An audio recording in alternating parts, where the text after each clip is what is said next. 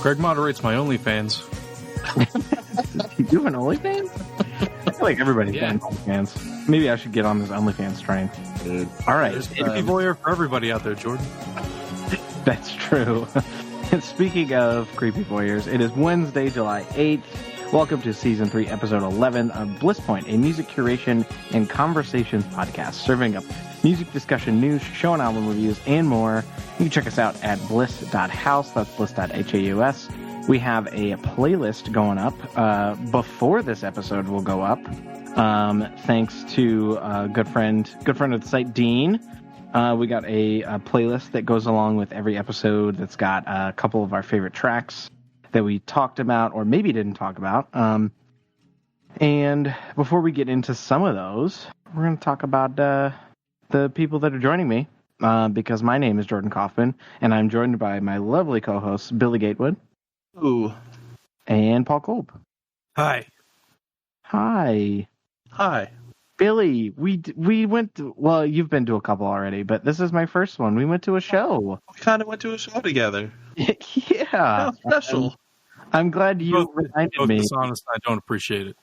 I'm glad you reminded me about the Instagram live show because I completely forgot about it. But I put it on in the background while I was working on, I think work actually. But it was great. And it was the Frames. 30th anniversary show.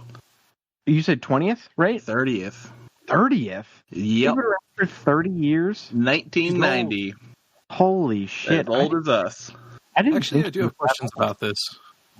Yeah. Do they pump audio? Like, is it a shitty video quality, or do they actually, you hear the mix in your headphones?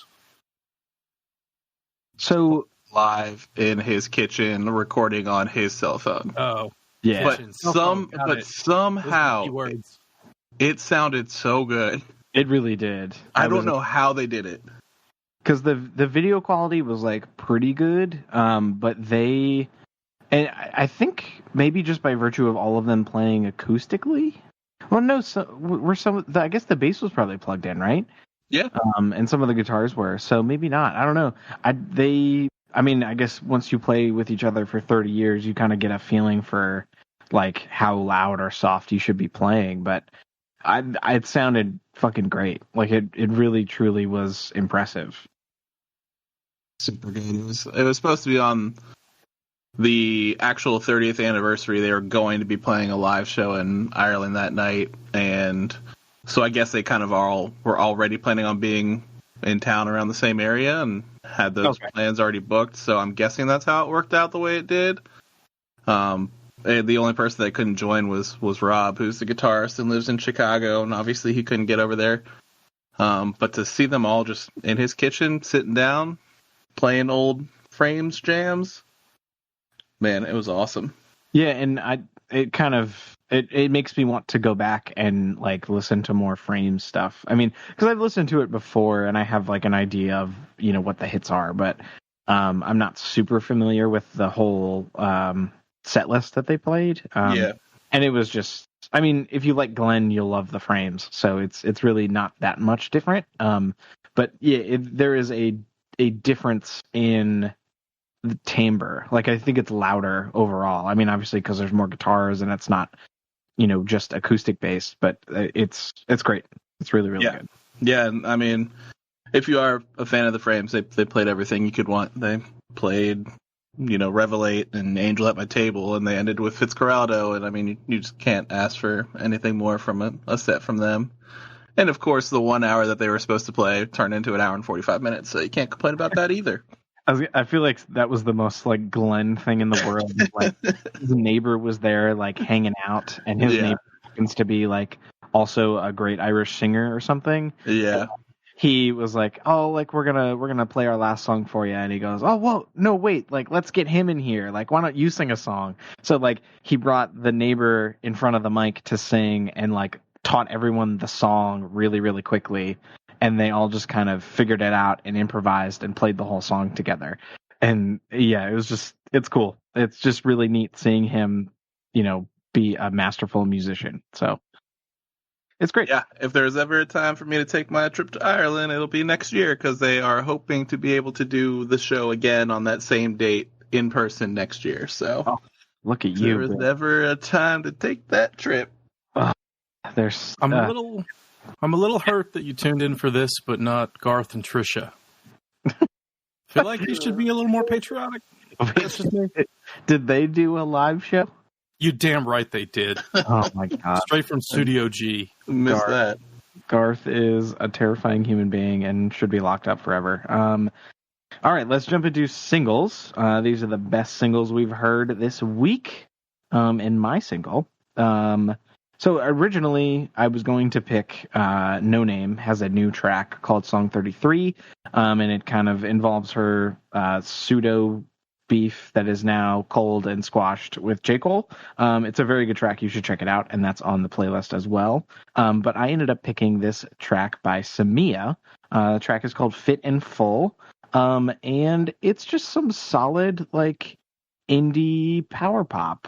I don't know. Like, it just caught me in a way that really grabbed my ear. Like, it's pretty hooky. The guitar production is awesome and thick and fuzzy, and her vocals are just soaring and great. It kind of reminds me of the Beths, a little bit of Frankie Cosmos.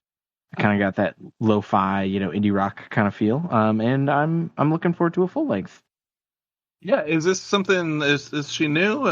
I listened to the single and I loved it, but I hadn't heard of her and I wasn't sure. Is she new to the scene or has she been putting stuff out for a while? Do you know? So I think I found this on Reddit, I believe, and a quick look at her Spotify page shows that she has no albums. Okay. So just a bunch of singles and EPs. But her earliest goes back to 2017. So she's been around for a while, but has not put out a full length. So I'm quite impressed. Like, her sounds that was redundant and terrible, but it feels pretty mature. Like, it feels like she's got some time and experience under her belt, and that surely shows. So, for sure. Yeah. All right, Billy, you want to tell us what you got going on? Yeah. I ran across, I don't even know where, but I ran across an Australian electronic duo called Night Tales, and they've put out a bunch of singles this year, kind of trying to gain some attention. But they put out a new single called About Us, which I think is the first one that's really taken off, and it's just a fun kind of, if you like Disclosure type house EDM type stuff.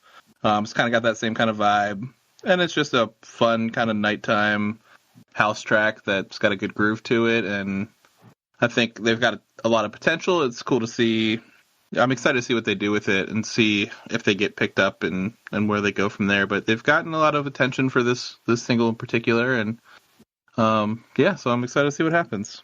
Does one of them sing, or was it a guess? No, so it's a duo. So one of them sings and one of them produces. Oh, cool. Okay. Yeah, I loved the keys on this, and I couldn't tell you why. Like, in particular, I don't mind the vocals on this. Like, I don't think he's necessarily like the most standout vocalist. I think he's a very talented vocalist, and he's got a good, clean style. But I think it just melds really well, and the track is just super interesting. The production was just really well done. So, yeah, I agree with you on the vocals. Like, it's interesting. It's not, his vocals are good. They're not your typical like house vocals, I would say. They sound a little bit more indie. And I even saw some reviews say that they were like riding the emo house flag for Australia or something like that. So, like, if that gives you any idea of kind of what his vocals might sound like, they're a little rough around the edges. I don't know why it never occurred to me that emo house would be a thing, but it's first time I've ever seen it. But yeah, that makes sense. I'll take that. All right. Shout outs. These are going to be the albums that may have just missed the cut for Album of the Week, haven't had a chance to go knee deep into yet, or maybe you feel personally attacked by.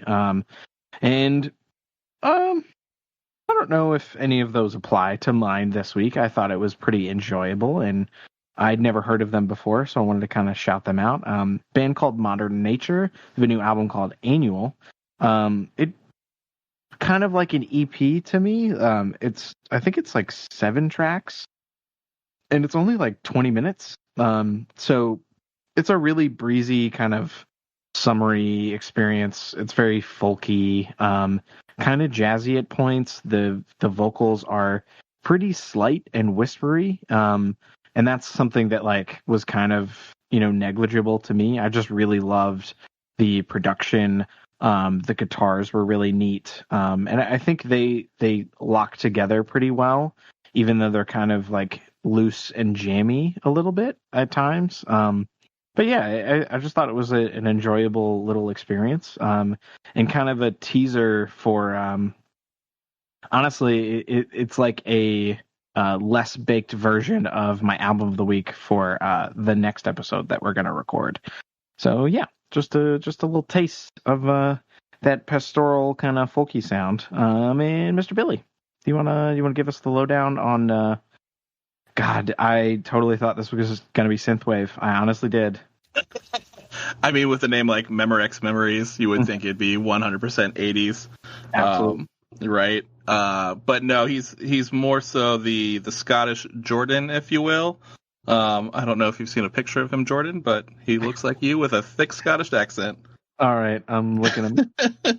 I'm an idiot. I typed in Scottish Jordan, and that is not really anything useful. But he released an album called The Life of Riley, and it's very much chill wave, kind of in the same vein of Tourist, which we've all kind of fallen in love with over the last year.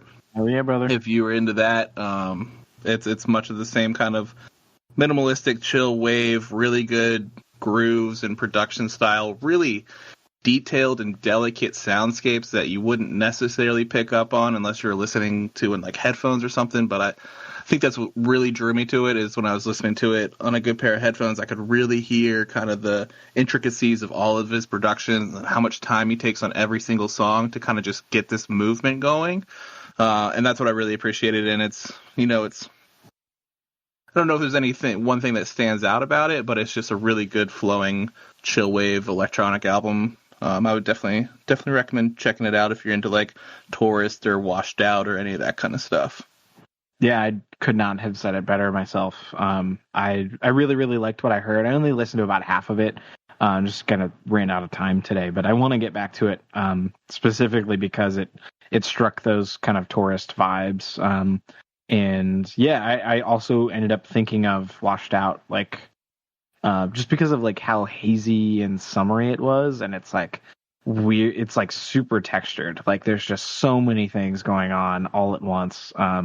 It's just really impressive how you can pack all that shit into a track and like have it not feel busy.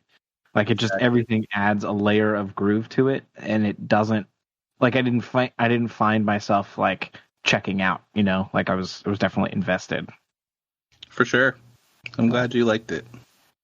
All right, album of the year, maybe. Maybe.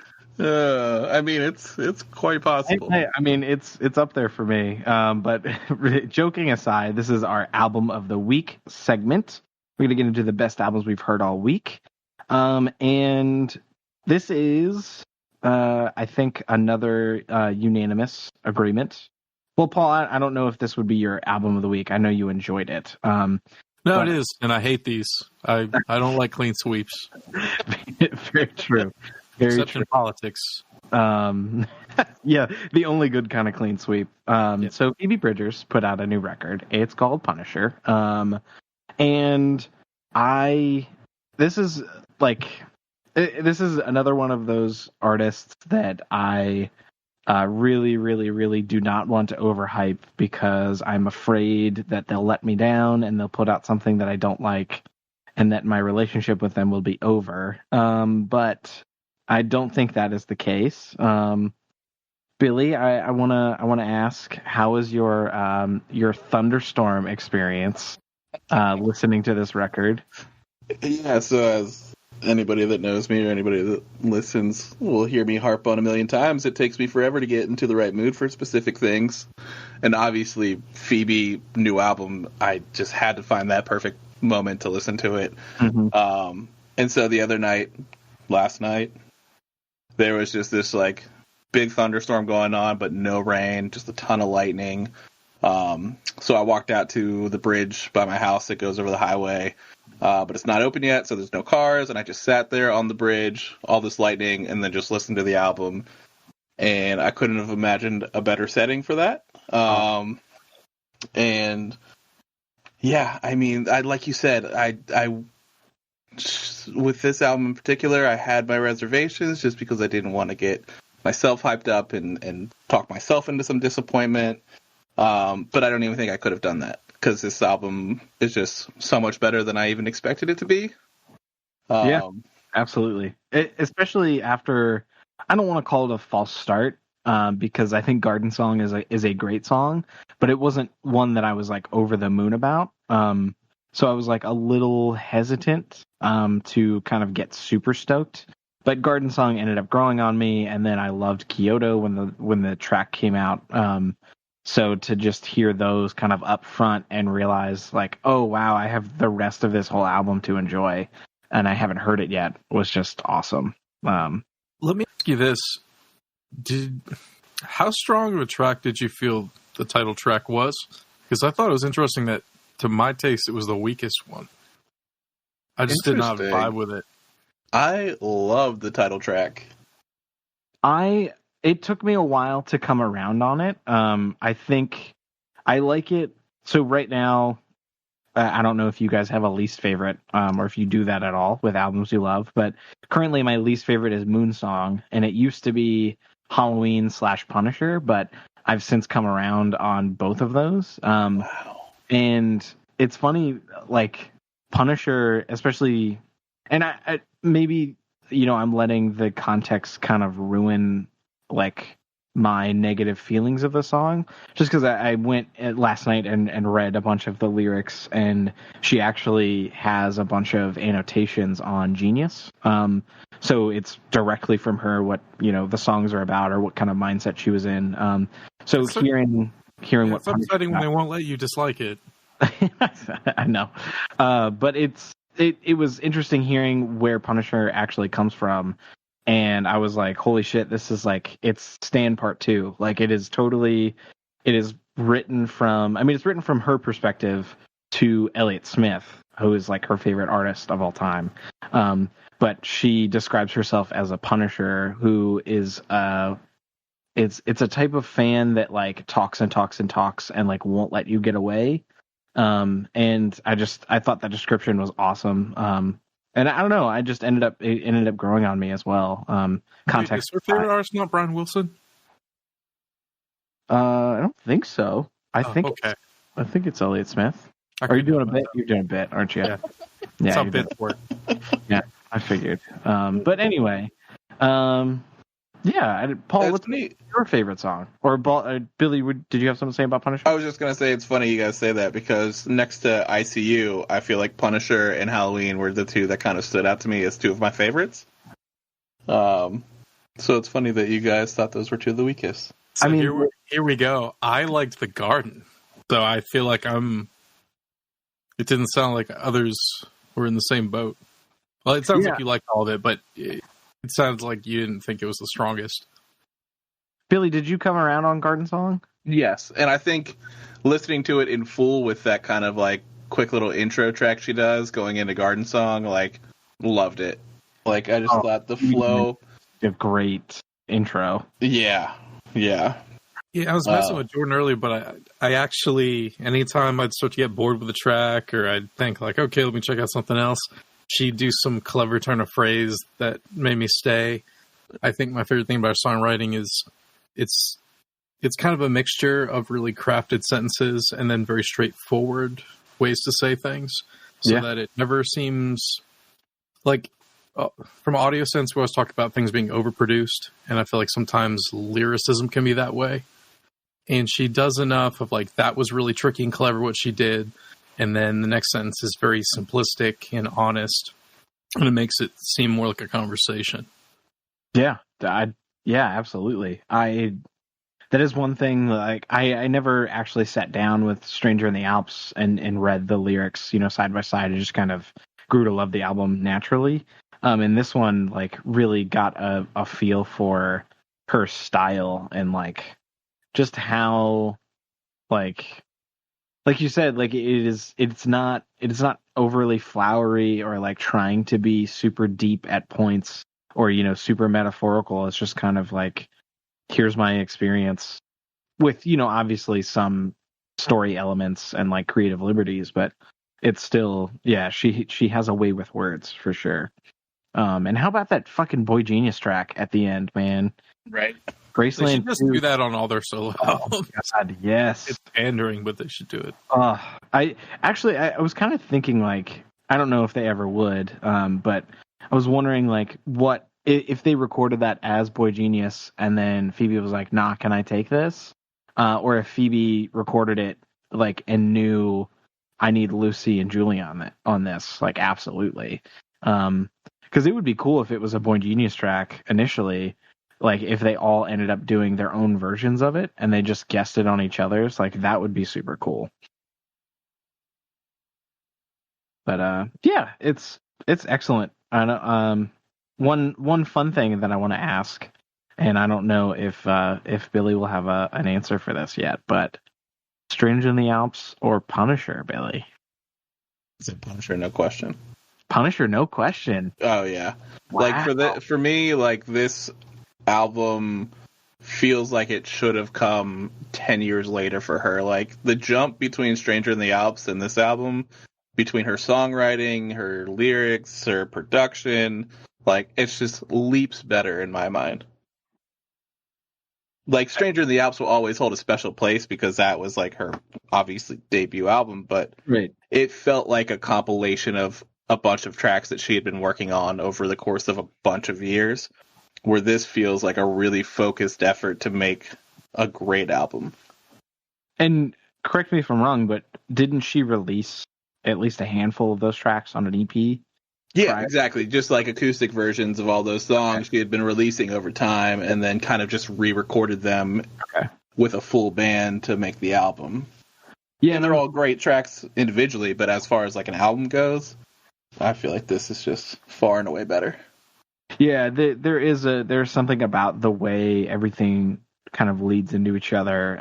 And I mean, honest to God, I Know the End might be one of my favorite tracks she's ever written. Like, it's for sure so different for her, but is an amazing closer. It totally justifies the almost 6-minute runtime. With like her weird, goofy screaming at the end, and it's just awesome. It's so good. But yeah, I don't know if you guys have anything else to say on it or anything else to remark, but I think that's all she wrote. I think that's all Phoebe wrote, really. I mean, I'm sure she has plenty of tracks kind of just waiting off to the side. Yeah, that's fair. I don't think she's done. At least I hope not. Anyway. If it matters, I agree with everything that Billy said about how far she's come from Stranger in the Alps to this one. But I would reach for Stranger in the Alps if I was going to listen to something. And do you think that's because you can't count out nostalgia, but true. I also, for the same things you guys were saying about it, that it's kind of more of just a collection of tracks rather than a cohesive like concept for an album. I think it sounds just like a really nice set because it would be the same kind of hodgepodge that way. Even though I agree Punisher is a great album, it's like every aspect he highlighted is right on point. So yeah, I agree. I agree. And if you're curious about the singles and albums we talked about today and the ones we didn't, there will be a playlist up on the site containing all the singles and the best tracks from this week's albums. That site is bliss.house, bliss.haus. Please check out the playlist. There's so many good songs on there that we didn't talk about, including that No Name track. Billy's got a couple tracks in there. We got some good shit up in there. Check us out on all the places podcasts are listened to. Like, subscribe, follow, etc. Take care of yourselves. Take care of each other. I love you all. And that's bliss.house, bliss.haus. And thanks for showing up, fellas. Appreciate it.